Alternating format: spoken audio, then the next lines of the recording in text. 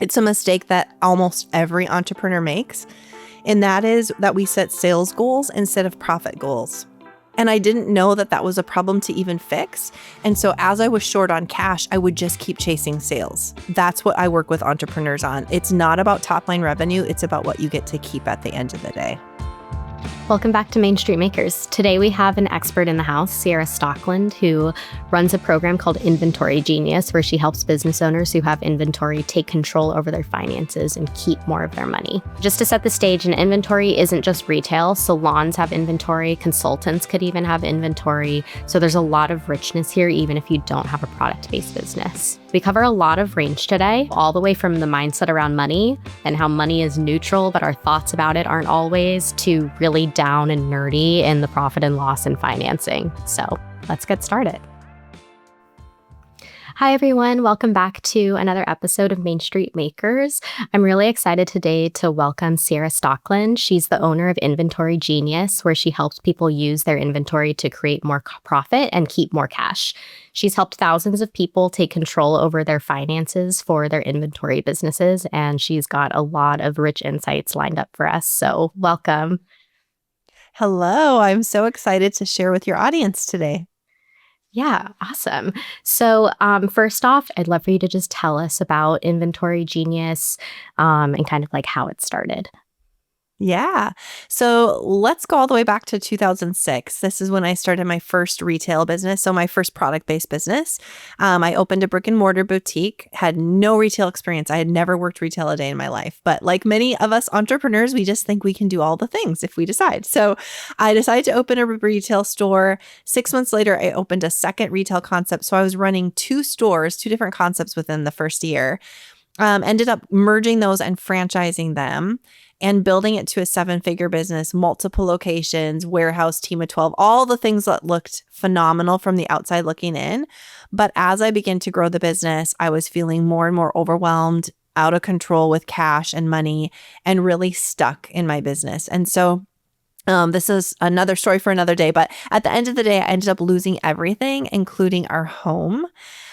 Because of the financial situation with the business and some of the circumstances that happened with it. And so at that point, I had the opportunity to either, sit on the couch for the rest of my life and cry, or I could say, what did I do that I would do differently? Like, what was I missing? Because I never shied away from work. And I think your audience would relate, right? We are willing to do the hard work, but I didn't know the right work to do, especially around my money. And so I ended up launching a second product-based business. This was a subscription box. And I decided I was going to pay myself from day one. I wasn't going to have any debt, and I wanted to build it and sell it. And so I built a completely different business model this time around, or framework. And I built it, sold it, launched it, and grew it, within 18 months. And then through that started meeting other retailers who were asking me the questions I once had, like, how much inventory should I have? How do you read a P&L? I always make sales, but there's no money in my bank account. And so at first I just started helping people, answering questions here or there, but eventually grew it into the Inventory Genius program that it is today, helping hundreds and thousands of product-based businesses. So I did not set out to be a coach or an educator, but I had made a lot of mistakes, and I had also done a lot of things right. And so I wanted to share that and help other entrepreneurs. And so that's how the Inventory Genius was born. Yeah, I love that. We're going to dig into all of that. And you're so right about like small business owners, especially just being such a passionate group. And we'd rather work 24/7 for ourselves than 9 to 5 for someone else. And so I love your note about like directing that energy. You mentioned, so you started your business to help other small business owners avoid the mistakes that you made with finances when you first started your business. What was one of those mistakes?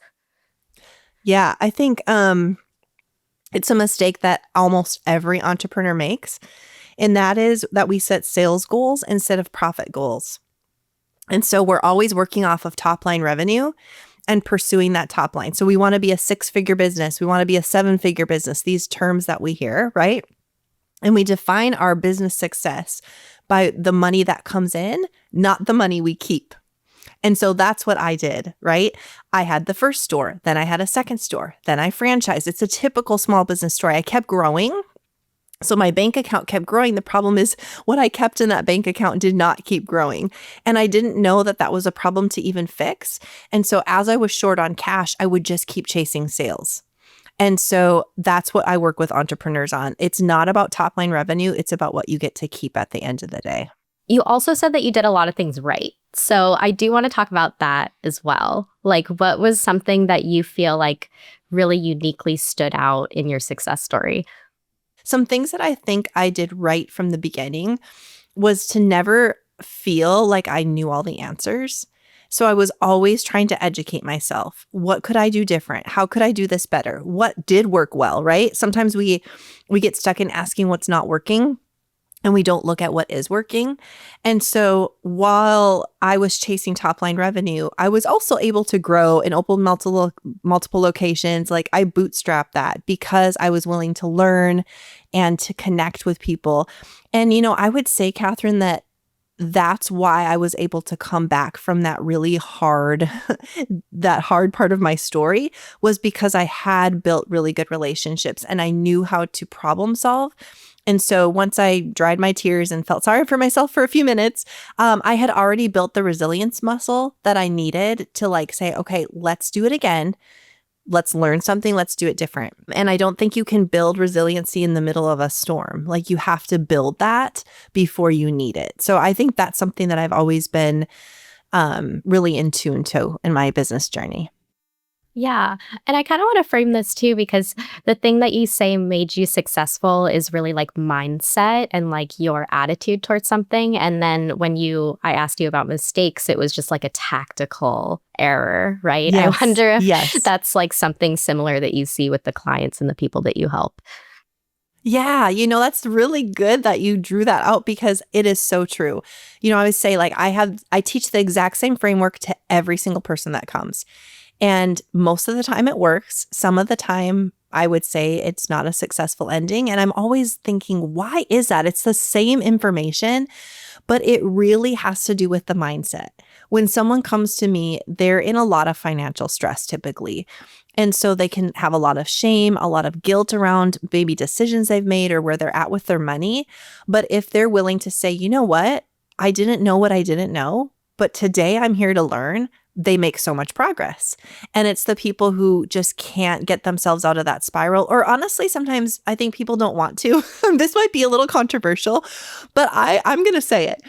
There are some people who love to live in chaos. Like they say they don't want the chaos, but they actually want it. And so the minute they feel like they're getting out of chaos, they go search it out again. You're just not going to be successful or have forward momentum with that mentality. So if you're willing to say, no, I really want financial peace and I really want a calm life and I really want to build a sustainable business and I'm going to learn what I need to learn from experts, you can do it and you can succeed.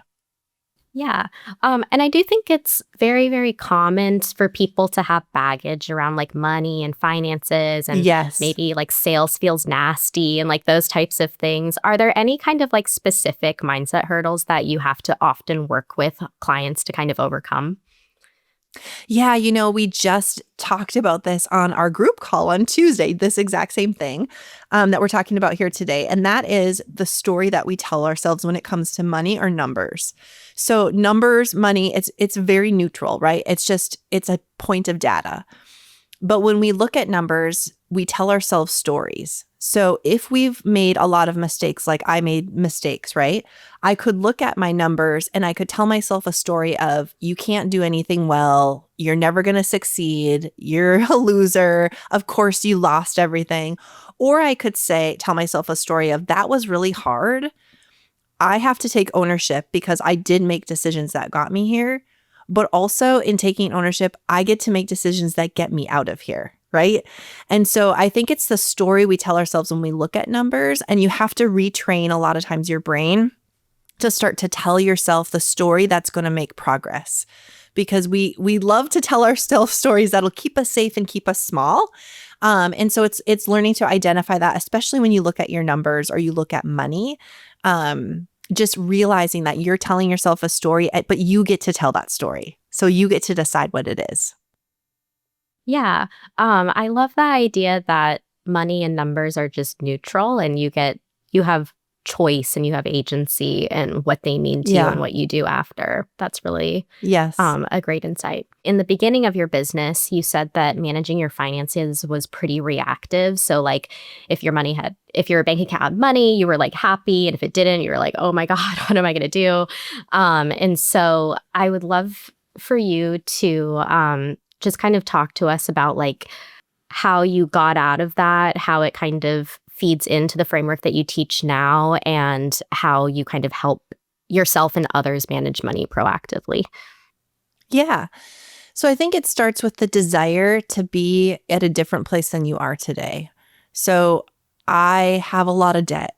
I don't like this feeling. I'm going to make and take action to change this.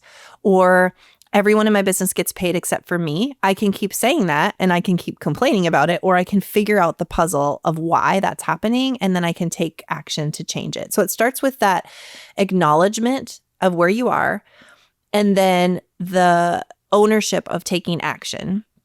And then I think from there, what really helped me as I built that subscription box business from profit from day one, and then built the Inventory Genius framework, is breaking things down into very bite-sized steps. So we might look and say, oh my goodness, I have $500,000 in debt. How am I ever going to get? Yeah, I mean, that is tough to get out of today. But what if we broke it down and we decided, like, what kind of debt is it? Why do you have the debt in the first place? What could you do that could accelerate cash flow to pay off the debt, right?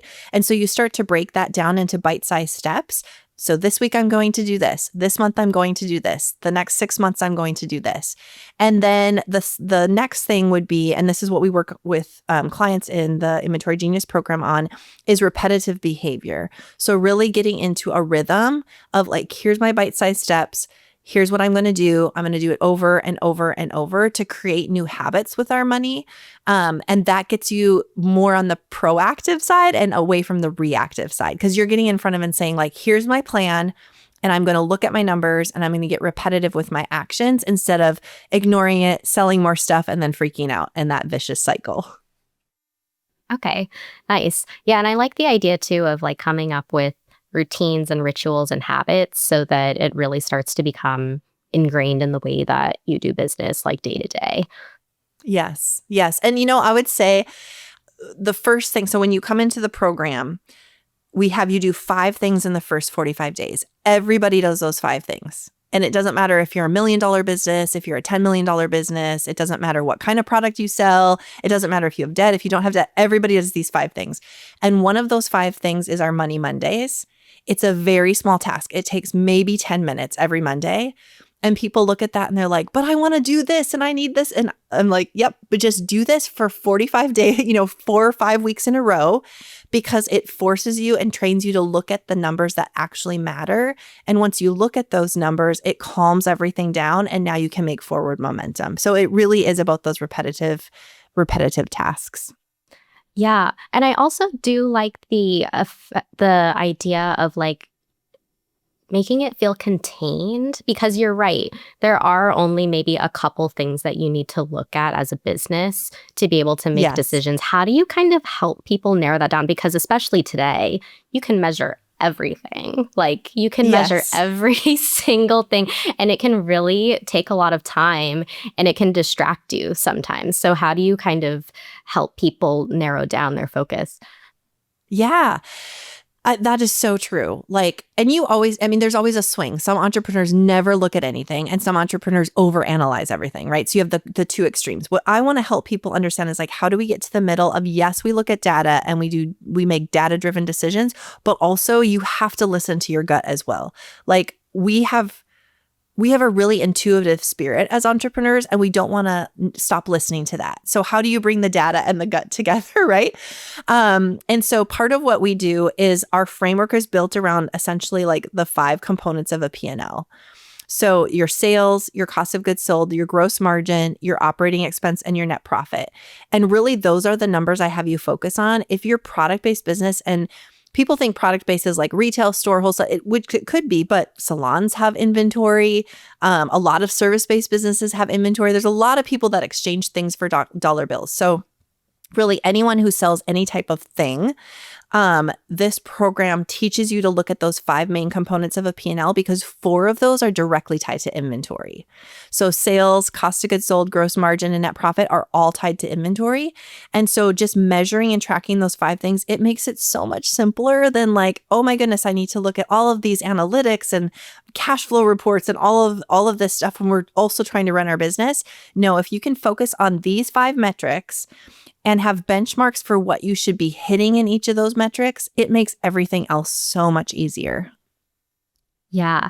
And I'm also curious, how this might vary by business stage. Like, does it vary by business stage? Someone who's like the only person in their business versus someone who maybe they have like a little help on the financing side. Or would you say that like everyone needs to have this level of laser focus? Everybody. Yeah, everybody. And I can say that with certainty because I've worked with people that are starting out, like they're literal startups. This is what we build our plan around. Going back to what I told you at the very beginning, profit goals, not sales goals. So using this framework, what is our goal for profitability? And that profitability is what drives your paycheck and what puts money in the bank, right? So everything from the bottom line up. And it works all the way through businesses who have been around for years. I worked with a lady, she just graduated. She has been in business for 30 some years. She was the 3rd Shopify store ever, like to be on the Shopify platform. I mean, she's That's been wild. around forever. She has no debt, lots of cash flow, but she's like, I've never really known how the numbers worked. And so because I don't really know, I feel like I'm leaving money on the table. So it works for stressed businesses, non-stressed businesses, startups, established businesses, the framework. And it's so simple. And it's something that once you learn it, you can just take it and repeat it as you scale and grow. What are some kind of like ways that you get people thinking about profit or maybe like cutting costs versus just fueling the top or, anything related to that? Yeah. Yeah. So I think, in our focus for top line revenue, most often that's what's got us into whatever financial stress we find ourselves in. So whether we haven't taken a pay, I just talked to a business owner. He does multi-millions in revenue. He's been in business for years. He has never taken his own paycheck. Okay. So everyone else has gotten paid. He's never gotten paid. And it's not because sales weren't there. So then his idea is, well, we just need to sell more. Like if I just sell more, if I want a $75,000 salary, I just need to sell $75,000 worth of stuff. But because the foundation underneath the sales was never built, there's no foundation there and no clear points of data that point to profitability, he's just going to chase those sales with even more expenses. And so I think that's the important piece is really looking at like, what is the intended outcome? So are you looking for more financial stability? Do you want to pay off some of your debt? Are you looking to take a paycheck? Do you want to expand and open another location? What is the cash need that's going to be there to solve that problem? And then backing into it with profitability. And then from the profitability, we can pull 3 levers. So I always tell people gross margin first. That's what we always work on first. Because often gross margin is so overlooked, if ever even thought about, and it's our secret weapon. As business owners, that's where money comes from, is the margin. And then next, we look at lowering expenses. And third, we look at what we could do with top line revenue. One thing that I want to note with expenses, people think if they're in financial stress, they should cut expenses. And sometimes you should, but you can't grow your business by cutting expenses. So eventually you will cut all of the expenses you can possibly cut. And if you still haven't figured out what the problem is, you're also going to be in the same spot. So gross margin is what we want to focus on first. I want to switch gears into financing. So you have said that you've used pretty much like every kind of financing available. You've used like personal credit cards, you've used business credit, business loans, all of the things. And I kind of want to talk to you a little bit about like, what was your journey to finding the right type of financing for the right job? Yeah. Very interesting journey. And I would say those listening probably relate. So started with a very small term loan, which is exactly what you should have when you start. Perfect, small. It was a small SBA loan, fixed payment. You can budget for it, low interest, great. Because I didn't have a budget and a plan built on profit, all of the things that I've been talking about happened to me. So I ran out of money, couldn't make payroll, wanted to buy more inventory, didn't know I should be managing margin, didn't know how that played into it. So now I'm out of cash. Okay. So this is the story of the entrepreneur. So now I'm out of cash. What do I do? Well, I can open a credit card. Well, first it's probably I have a credit card. I'll use my personal credit card, right? So then you use your personal credit card, that fills up and you're like, oh, geez, maybe the business should have a credit card. So then you open a business credit card. So now you're managing personal business. It's all moving together. You still have your fixed payment. That's not enough money. So you go back to the bank. And what often happens is they say, you're an inventory-based business. This is what happened with me. You should be using a line of credit, which is true if you use it correctly. But what happened with me was I got the line of credit. And what did I do? Because I didn't understand my margin and what was happening, I just filled up the line of credit and then it evergreened. So now I have a fixed loan, personal credit cards, business credit cards, and a line of credit that's evergreen for the last year that I'm barely getting by just paying interest on because I use it for operations instead of inventory. And then you fall into the cash financing loans because the only other option for you is to click on the button and get the Stripe loan. It deposits today. Now I have more cash. But what happens with that is they take a portion of your sales every day. So now your cash flow is even tighter. And before you know it, you have every type of loan and you're just bogged down with debt. So that's what happened with me. Went through all of those phases. Okay. But what I learned was there's a different purpose for every type of financing.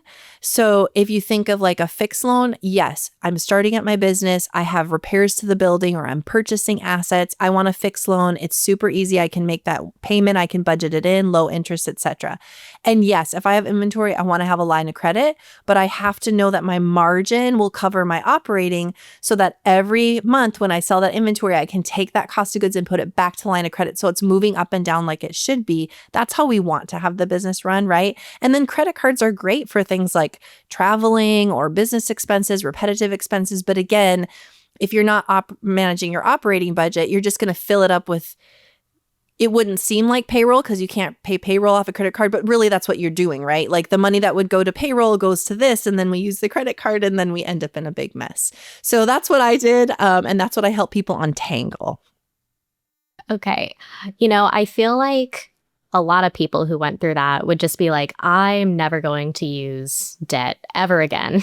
This was a horrible experience. But you don't feel that way. Talk to us about that. Yeah.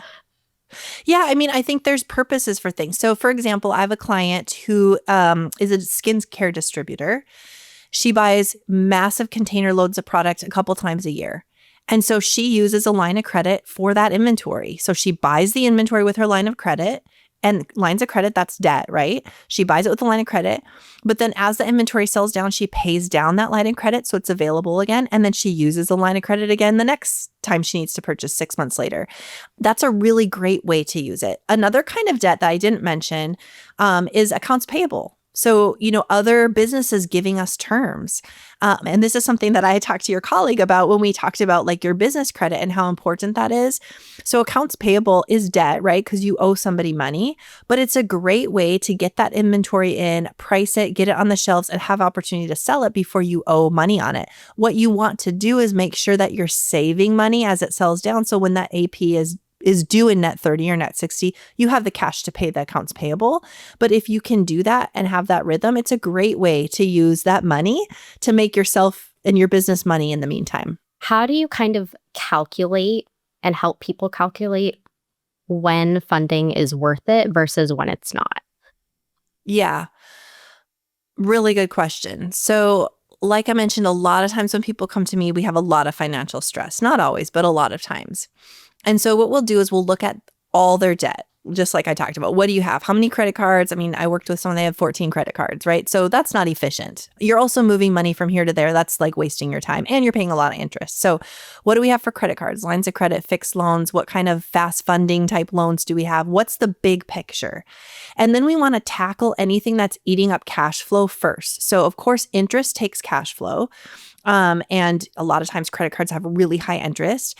The loans that pull from your sales every single day, we want to tackle those right away because that's really eating into your ability to manage your cash flow. So we put together a plan of like, what do we go after first? And then I love conventional financing for reconsolidating debt. So now we're going to go to the bank and we're going to say, okay, can we get an SBA loan that can wrap in maybe some fast funding money that we've got out there, some credit cards, maybe some loans to parents that we need to pay back. Like, what's the picture? What could we wrap together to give you one monthly fixed payment that you can predict and budget for? But I never recommend that until we have their budget and their profit plan put in place first, because otherwise you're just going to get that lending and you're going to end up in the same place you were in before, only with more debt. So we want to fix the foundation first, right? So I always dig in and help them understand, why are we here? So for me in my business, the reason I was there is two things. I was chasing growth. So I was opening stores. That's very, very expensive to open stores. And I wasn't managing margin. So I didn't have enough margin on that inventory to finance the store. So that was my problem. So I like to look at people's picture and say, what's going on? Is your margin too low? Are your expenses too high? Let's put together the profit plan and the budget first so we know what we have to work with. Then let's consolidate, pay off what we can, and then get into a really nice, clean rhythm. And it feels so good to them to have like a plan like that, that we can execute on and just keep as much cash in the bank account, because then you can actually grow smart. I'm curious, like, what's the number one challenge that you help clients overcome when they come to you? Like, what do you find is like the most common thing that they need help working through? I think knowing what it means to know your numbers. Like, we hear that all the time. If you watch Shark Tank, know your numbers, know your numbers. Okay, what does that mean? I don't know what that means, right? And so a lot of times entrepreneurs are afraid of anything numbers related. And the fear comes because you don't understand, or you've mismanaged, or a combination. So my goal is always like, let's just calm down. Let's like slow down, calm down. It's not complicated. I like to tell my clients it's just a math problem, and it's not algebra. It's like addition and subtraction. So we do really go back to the P&L. Like, we go back to, here's the math problem. Sales minus cost of goods is gross margin, secret weapon. Gross margin minus operating expense. It's either going to be negative or positive. If it's negative, it's not the end of the world. We'll figure out how to make it positive. If it's positive, but it's not servicing your debt, we still need to increase it a little bit. So what can we do? What levers can we pull? So I think, yes, we solve a lot of problems, but really it's teaching the entrepreneur that it's giving them the confidence that they are smart. You can figure this out. It's a simple math problem. And then teaching them which numbers matter. So when you say know your numbers, what does that mean? For my clients, it means I know exactly what my gross margin is and what it needs to be.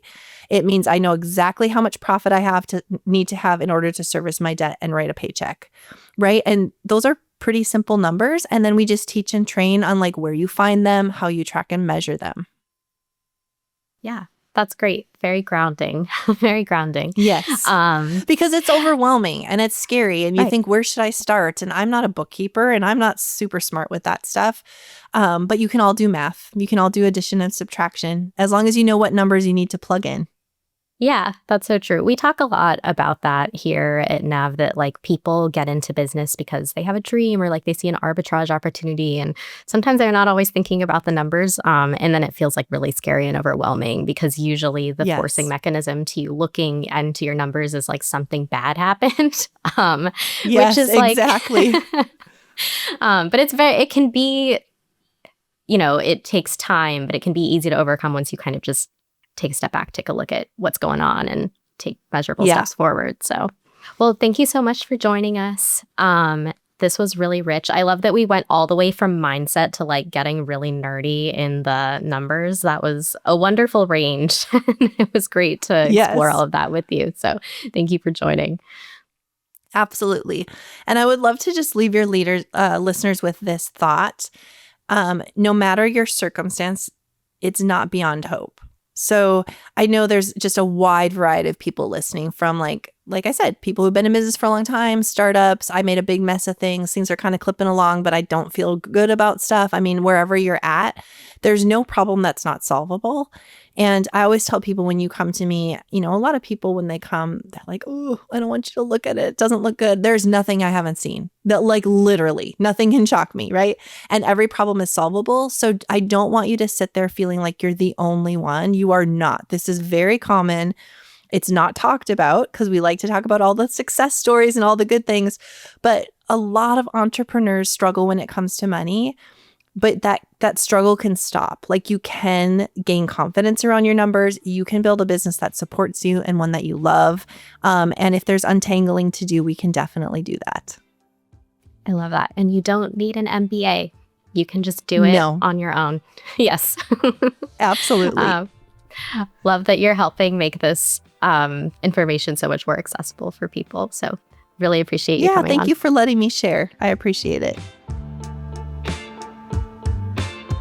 Thank you to our guest for sharing their story, and thank you for listening today. Keep in mind that every small business is unique and there is no such thing as one-size-fits-all advice. So only take what you find helpful. We look forward to next time.